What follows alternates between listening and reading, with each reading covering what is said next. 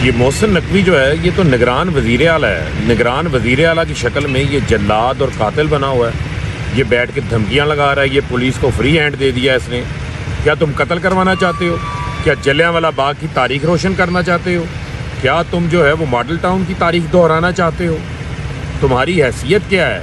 तुम इलेक्शन करवाने आए हो। इलेक्शन कमीशन को चाहिए फौरी तौर के ऊपर इसको फारिग करे, वरना ये इसकी जुल्म और बर्बरियत, जिले शाह का कत्ल, इसका सारा बोझ इलेक्शन कमीशन के ऊपर आ रहा है। और वो पुलिस अफसरान जो इसके गैर कानूनी अहकामात पर अमल दरामद कर रहे हैं, मैं उनको ये कहना चाहता हूँ इसने चले जाना है।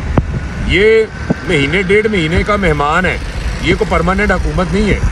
आप लोगों ने सर्विस में रहना है ना, तो फिर कल को इसका बोझ भी आप लोगों को उठाना पड़ेगा। लिहाजा सोच समझ के इसके गैर कानूनी अहकामात के ऊपर आप अमल दरामद करें। बैरिस्टर हसन नियाजी, जिनकी अभी दहशतगर्दी की अदालत में उनकी जमानत हुई है, पहले 2 मुकदमात में उनकी जमानत कन्फर्म हुई है। नए मुकदमे में उनको जमानत कबल अज वक्त गिरफ्तारी दी गई है। ये नौशेरवान SP जिसने उस दिन हमला किया था, ये हसन नियाजी को इस्लामाबाद दहशतगर्दी की अदालत के बाहर से अगवा करके ले गया है। ये वकीलों के ऊपर जो है वो इन्होंने अटैक किया है। ये मजाक बनाया हुआ इन्होंने, जिसका दिल करता है मुल्क के वकीलों को गिरफ्तार कर लेते हैं, उन पर मुकदमा दे देते हैं।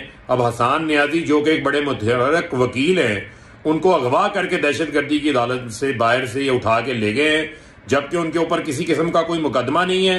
उन्होंने की तमाम मुकदमात में जो है वो बेल है। इस जुल्म और बर्बरियत के खिलाफ तमाम बार्स को जो है वो सरापा एहतजाज होना चाहिए।